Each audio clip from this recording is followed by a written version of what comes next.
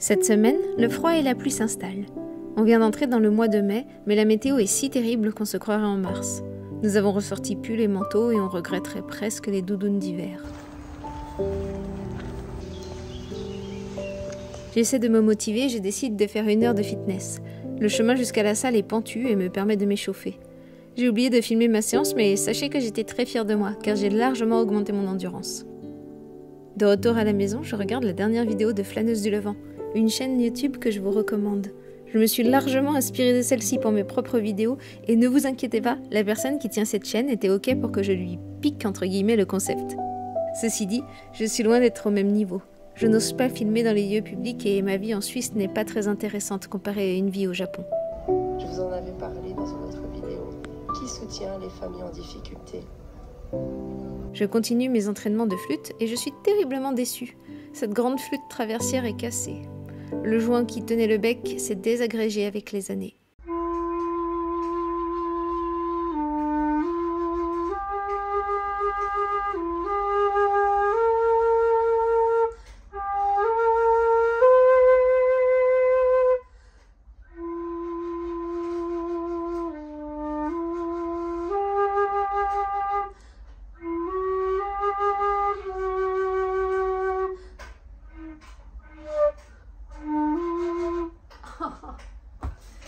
On sort pas.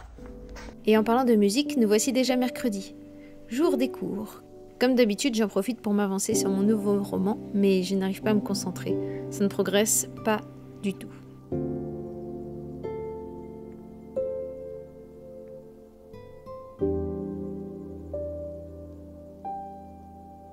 Aujourd'hui, c'est le 8 mai. Dans ma famille, c'est une date importante, puisque mon arrière-grand-père fut un déporté politique. Il s'est fait rafler en Bretagne et s'est fait assassiner à Neuengamme. Je trouve que c'est important de commémorer cette date, de ne pas oublier les sacrifices de nos vieux. Alors cette année, je me fabrique un bleuet en papier que j'accrocherai sur ma veste.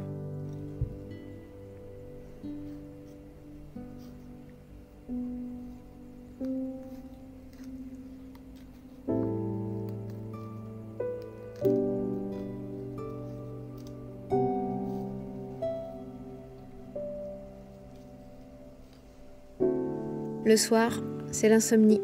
Ces derniers temps, je dors vraiment mal. J'espère pouvoir retrouver un bon rythme, me coucher plus tôt. Je vais complètement supprimer le téléphone passé 20h30. Samedi, c'est le jour du poney club. Ma fille va monter le petit poney du club et elle découvre à ses dépens qu'il perd des kilos de poils. En moins de 5 minutes, elle s'en trouve recouverte. Les poils de lui là? Tiens, enlève ton manteau. J'aide ma fille à mettre son gilet de protection, mais je devais m'en douter. Les poils me font éternuer. Je sens que la matinée va être difficile.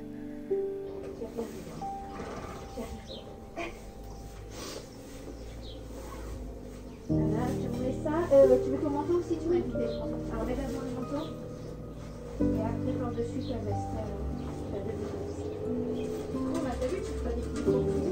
Dans le box, juste à côté, il y a le petit poney préféré de ma fille, la belle Nera.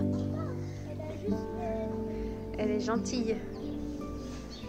Et c'est parti. Je sens que son petit poney blanc est en forme. Quand il frotte sa tête comme ça, c'est toujours les jours où il galope super vite.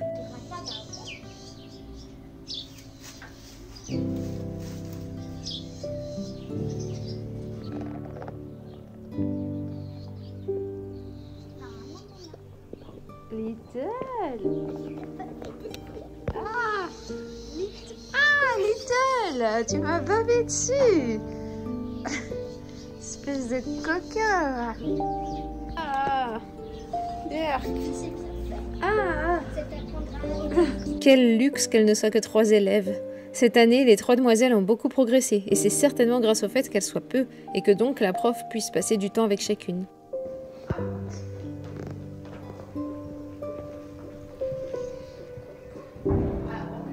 Comme je m'y attendais, le petit poney est en forme.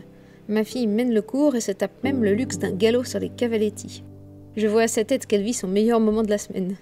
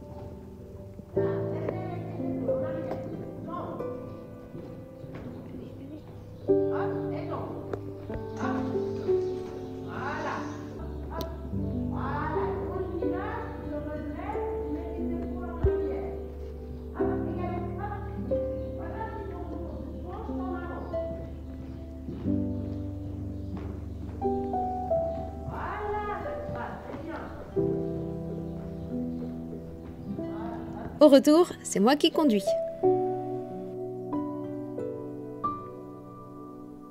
Dimanche, c'est un jour spécial. C'est la fête des mères. Dans le plus grand des secrets, mes enfants ont préparé des petits cadeaux à l'école. Mon fils m'a fabriqué des fleurs éternelles et a décoré le vase de tout ce que j'aime. Des bébés phoques, des jacinthes des bois et des chevaux. Il m'a aussi fait une jolie carte.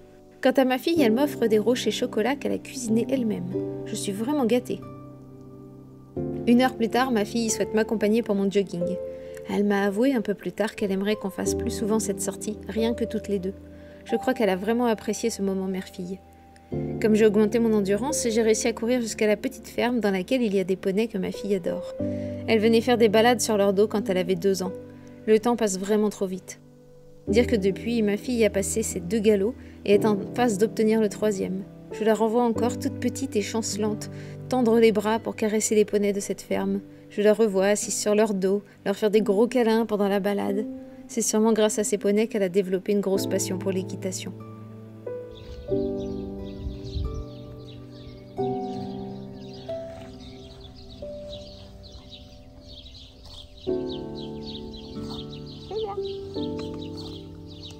Madame Kaya. Elle passe la tondeuse, Kaya. Elle fait la tondeuse. Un peu plus loin, on va voir les cochons, puis les ânes.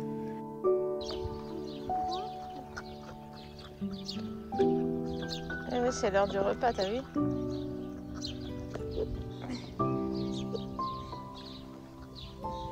Il y avait un grand âne gris du nom de Boléro qui brêlait comme un chanteur d'opéra. Il était incroyable. Malheureusement, il est parti faire la route de Saint-Jacques-de-Compostelle et est resté en Espagne pour y couler paisiblement ses vieux jours.